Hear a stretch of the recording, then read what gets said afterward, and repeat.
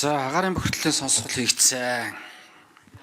Салбар хоорондын уялдаа холбоотой асуудлууд одоо хууль эрх зүйн орчин дээр зөрчилдөөнтэй гэдэг агуулгаараач гэдэг юм уу? Ерөөсөө явахгүй байна. Өнөөдөр утааны асуудлыг байгаль орчин урамсгалын өөрчлөлтийн яамд хариулж ирсэн. Буруут нь байгаль орчны яам юм шиг дайрдаг. Гэхдээ энэ чинь дулаан үйлдвэрлэлийн асуудал. Би одоо маш олон удаа хэлж байгаа. Агарын бохирдлын сонсголттой холбоотой асуудал зөвхөн Улаанбаатар хоттой холбоотой асуудлыг л энэ удаа хүндсэн. 21 аймагтай байгаа аймгийн төвүүд бол сумын төвүүд утаандаа нэрвэгдчихсэн л байгаа. Бид нар энэ дээр яг нэг үйлхэд салбар дундын зохицуулгыг хангаж эрх зүйн орчин дээр тодорхой хэмжээний маш шийдэмгий өөрчлөлтүүдийг хийхгүй бол хямбгаач энийг хариуцаад ямар ч үр дүн гарахгүй үргэлжилсээр л байна. Би нэг яагаад хэлж байгаа вэ гэхээр тодорхой хэмжээнд эрчим хүчний хангалтыг бид нар хийхгүйгээр өнөөдөр халаалтын асуудлыг яаж шийдэх юм бэ? Түлсээр уйл удаа гарсаар л байна.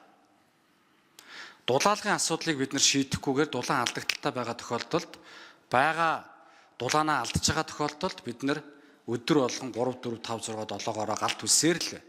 Энэ бол ойлгомжтой асуудал.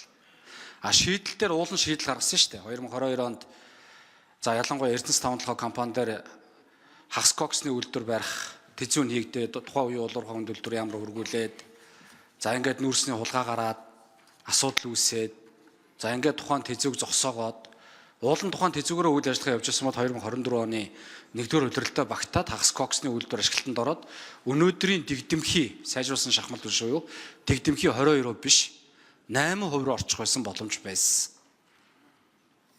За хоёрдугаар асуудал улс төржилт. Нэг дарга ирдэг бүх хүмүүсээс олчиж байгаа. Ерөнхий инженерээс ахуулаад. Тэгээ нөгөө хүмүүс нь юмтайгаа танилцсаар байгаа утааны удирдалтаа залгаж байгаа. Бэлтгэл ажил байхгүй. Яагаад утаа гараад байгаагаа ойлгодгүй юм дарга нарын бүлэг бий болцсон. Тэн дээр асуудлууд явж байгаа.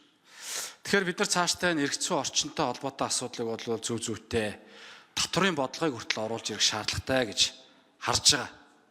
Өнөөдөр нийслэлийн утааны асуудал зөвхөн нийслэлийн холбоо бүхий асуудал биш шүү. Энийг ерөөсөө нийслэлийн асуудал гэж бид нар хайж болохгүй.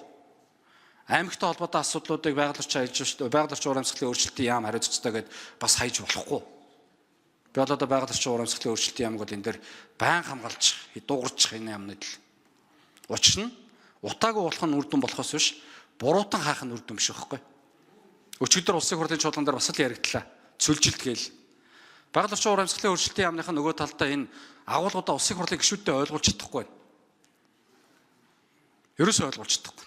Энэ цөлжилтийн конвенцийн хуралч 2021 оноос авах тухай асуудал яригдаад 2024 онд цөлжилтийн конвенцийн хурлыг Монгол улсад зохион байгуулъя гэж яваад харин ч би очиод 2026 он болгож 2 жилээр хоошлуулж ирсэн шүү дээ. Тэгээ 400 тэрбум төгрөг гэж төсөлдсөн хаанаас гараад ирсэн мөнгө нь мэддэггүй. Өнөөдөр сонсохноо барилга башин барих тухай асуудал яригдаад байгаа. Яг ийм байдлаар төрийн үйл ажиллагаа үргэлжилж байгаа байхгүй. Тэгэхээр энэ дээр ажлын хэсгийнхэн маань эрх зүйн орчин дээр ажиллах тал дээр голлон анхаарч ажиллаач. Хаана эрх зүйн орчин дээр ямар юм бэ гэдгийг гаргаж ирээд энэ улсын хурал парламентаар асуудлуудыг шийдүүлээд яваач гэдгийг хүсэж байгаа. Байгаль орчин хүнсүүд аж ахуйн байнгын орны эдэргээд агаарын бохирдлын дэд хороо 2006-2020 онд байсан. За энэ 2024 оноос байхгүй болсон. За энийг дахин байгуулахаар нэр бүхий 12 гишүүн хуулийн нэмэлт өөрчлөлт оруулж байгаа.